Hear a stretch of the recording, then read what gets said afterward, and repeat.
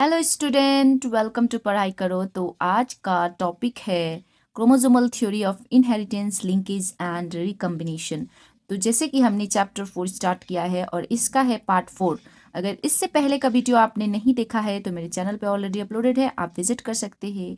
और ये टॉपिक से related mostly expected and PYQ discuss करेंगे वीडियो के एंड में, तो एंड तक बने रहें। तो चलिए वीडियो को शुरू करते हैं। तो क्रोमोसोमल थ्योरी ऑफ इनहेरिटेंस की जरूरत ही क्यों पड़ी? तो इसकी जरूरत इसलिए पड़ी क्योंकि देखिए, मेंडल ने एक्सप्लेन किया था कि इनहेरिटेंस जीन के थ्रू होता है, बट उनको ये नहीं पता था कि जीन कहाँ पे लोकेटेड होता है ना।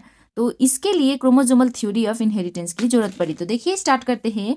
Mendel explain inheritance using gene, but he did not know whether gene are located. मतलब उनको पता नहीं था कि जीन आखिर रहता कहाँ है, इसकी वजह से। और बाद में later scientist discover that gene are present on chromosome, और बाद में चल के साइंटिस्ट को पता चला कि जीन जो है क्रोमोजोम पे प्रेजेंट होती है। इसीलिए क्रोमोसोमल थ्योरी ऑफ इनहेरिटेंस की जरूरत पड़ी। ठीक है, तो क्वेश्चन आता है एग्जाम में 1 और 2 मार्क्स में कि who propose chromosomal theory of inheritance. तो आपको लिखना है सटन एंड बोवेरी इन 1902। ये इंपॉर्टेंट है, नाम भी इंपॉर्टेंट है। सटन एंड बोवेरी ने क्रोमोसोमल थ्योरी ऑफ इनहेरिटेंस को निकाला इन 1902 में। इसका स्टेटमेंट क्या कहता है? Gene are located on chromosome and the behaviour of chromosome during meiosis explain by law of inheritance. जो बिहेवियर होता है क्रोमोसोम का ड्यूरिंग मियोसिस, क्लास 11 में है, इसका चैप्टर है ना सेल डिवीजन में। तो वो जो है वो मेंडल के लॉ ऑफ इनहेरिटेंस ने एक्सप्लेन किया है। ठीक है, तो यहाँ पे कौन कौन से पॉइंट सपोर्ट करते हैं क्रोमोसोमल थ्योरी ऑफ इनहेरिटेंस की? तो देखते हैं। Chromosome occur in pair in diploid cell. ठीक है, one chromosome of each pair is inherited from each parent. तो जैसे कि मेंडल्स ने बताया था, है ना, chromosome segregate during meiosis. Chromosome meiosis के टाइम में सेग्रीगेट करते हैं, तो ये भी हमको पता है। और लास्ट पॉइंट है gamete receive only one chromosome at each pair. तो ये क्या है? This behaviour is similar to the segregation of allele. तो जैसे कि मेंडल बाबा ने बताया था कि सेग्रीगेशन गैमेट फॉर्मेशन के टाइम पे अलील सेपरेट होते हैं, वैसे ही gamete receive only one chromosome of each pair. ठीक है, तो अब देखते हैं लिंकेज। क्या है लिंकेज? तो डेफिनेशन देखेंगे। Linkage refers to the tendency of gene located on the same chromosome to be inherited together. तो क्रोमोसोम, सपोज ये क्रोमोसोम है, तो यहाँ पे दो जीन कहाँ कहाँ पे प्रेजेंट होंगे, है कि नहीं, ताकि वो इनहेरिटेड हो साथ में। ठीक है, तो यहाँ पे जीन एक नोट है, gene that are close to each other so strong linkage. अगर ये क्रोमोसोम है, यहाँ पे दो जीन एक साथ प्रेजेंट है, तो ये क्या करेंगे? स्ट्रॉन्ग लिंकेज को डिनोट करेंगे। अगर अलग अलग हैं, जीन अलग अलग है, तो वहां पे लिंकेज वीक होती है। ठीक है, तो लिंकेज का मतलब है tendency of gene located on same chromosome to be inherited together. यहाँ पे दो टाइप का लिंकेज होते हैं, एक होता है कंप्लीट लिंकेज, दूसरा होता है इनकम्प्लीट लिंकेज। तो इसको डिफाइन कैसे करें कि कंप्लीट कौन है, इनकम्प्लीट कौन है?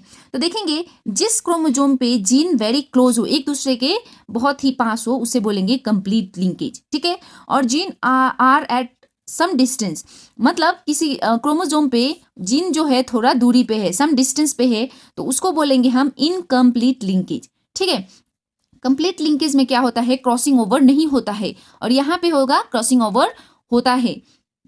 कंप्लीट लिंकेज में जो है, क्योंकि जीन दोनों एक दूसरे के पास में ही है, तो ये क्या होंगे? इनहेरिट होंगे ऑफस्प्रिंग में, ऑलवेज टुगेदर इनहेरिट होंगे, एक साथ ही होंगे। और क्योंकि यहाँ पे अलग अलग है, तो यहाँ पे नया कॉम्बिनेशन बनने की चांसेस होती है। तो ये है types of linkage. I hope आपको बहुत ही अच्छे से क्लियर हुई है।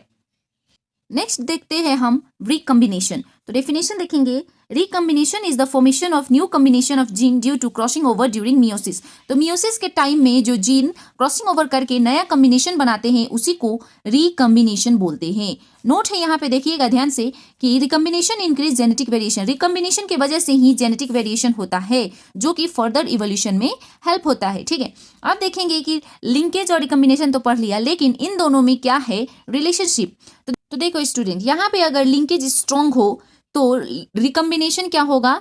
स्मॉल होगा, क्योंकि ये अगर ये क्रोमोजोम है, यहाँ पे लिंकेज स्ट्रॉन्ग मतलब वो यहाँ पे क्रोमोजोम पे दोनों जीन एक साथ होंगे तो ये ऑफस्प्रिंग में क्या होंगे, टुगेदर इनहेरिटेड होंगे, है ना। तो वहाँ पे वेरिएशन की चांसेस कम होगी, इसीलिए रिकम्बिनेशन लो होता है, ठीक है। वीक लिंकेज मतलब यहाँ पे दोनों जीन के बीच में कुछ डिस्टेंस होंगे और इनहेरिटेड के टाइम में क्रॉसिंग ओवर होगा, है ना। तो यहाँ पे वेरिएशन के चांसेस ज़्यादा होते हैं, इसीलिए यहाँ पे रिकम्बिनेशन हाई होता है। तो यहाँ पे एक नोट है कि linkage and recombination are inversely proportional. जैसे कि लिंकेज ज़्यादा है तो रिकम्बिनेशन कम होगा और लिंकेज अगर कम है तो रिकम्बिनेशन ज़्यादा होगा। तो ये आपको रिलेशन याद रखनी है, ठीक है। अब देखेंगे importance of linkage and recombination, आखिर हम क्यों पढ़ते हैं। तो यहाँ पे क्या है कि ये हेल्प करता है अंडरस्टैंडिंग जीन अरेंजमेंट, जीन कहाँ पे अरेंज है उसमें हेल्प करता है linkage and recombination, and explain exceptions of independent assortment. तो यहाँ पे इंडिपेंडेंट असॉर्टमेंट के एक्सेप्शन भी एक्सप्लेन करता है और ये जो है यूज होता है जेनेटिक मैपिंग में, ठीक है। तो यहाँ पे एक एक्सपेरिमेंट है मॉर्गन का, जिन्होंने लिंकेज को एक्सपेरिमेंटली प्रूव किया है, ठीक है। मॉर्गन्स एक्सपेरिमेंट, जिन्होंने लिंकेज को एक्सपेरिमेंटली प्रूव किया है। तो आइए देखते हैं। तो मॉर्गन का फुल नेम है थॉमस हंट मॉर्गन। उन्होंने काम किया था ड्रोसोफिला मेलैंगेस्टर में, जिसको हम कॉमनली फ्रूट फ्लाई बोलते हैं, ठीक है। और उन्होंने क्या पढ़ा था, he studied linkage and recombination using gene for body colour और विंग शेप, ठीक है। और इस एक्सपेरिमेंट में उनका ऑब्जर्वेशन क्या था, अब वो देखते हैं। Gene on the same chromosome do not assort independently, जो सेम क्रोमोसोम पे जीन है वो इंडिपेंडेंटली असॉर्ट नहीं होते थे। सम जीन आर इनहेरिटेड टुगेदर, और कोई कोई जीन जो है वो एक साथ ही इनहेरिटेड हो गए। और recombination frequently depend on distance between gene, और रिकम्बिनेशन जो है वो डिस्टेंस, जीन के डिस्टेंस पे ही फ्रीक्वेंटली डिपेंड करते थे, ठीक है। तो यहाँ पे एक टर्म आता है, what is gene mapping. Gene mapping क्या है, तो recombination frequently is use to determine the distance between gene.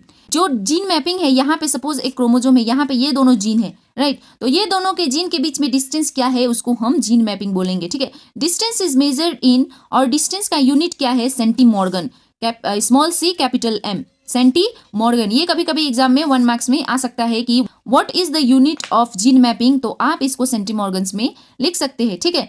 तो यहाँ पे क्वेश्चन भी आता है कि why Morgan choose Drosophila मेलैंगेस्टर।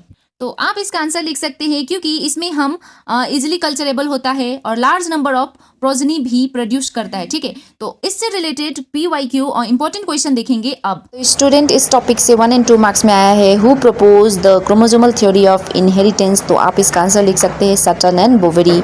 Define linkage है नंबर 2 में, तो आप आराम से मेरे वीडियो को प्रेफर करके इसका आंसर भी लिख सकते हैं।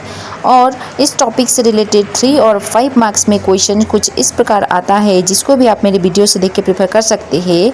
Explain chromosomal theory of inheritance क्या है, और नंबर 2 है describe linkage and recombination with example. तो इसमें एग्जाम्पल देखिए आप एक्सप्लेन कर सकते हैं। आई होप आपको ये टॉपिक बहुत ही अच्छे से क्लियर हुई है। अगर अच्छी लगी वीडियो तो वीडियो को लाइक करके, चैनल को सब्सक्राइब करके अपने दोस्तों के साथ जरूर शेयर करना। मिलते हैं नेक्स्ट वीडियो में, तब तक के लिए बाय स्टूडेंट्स।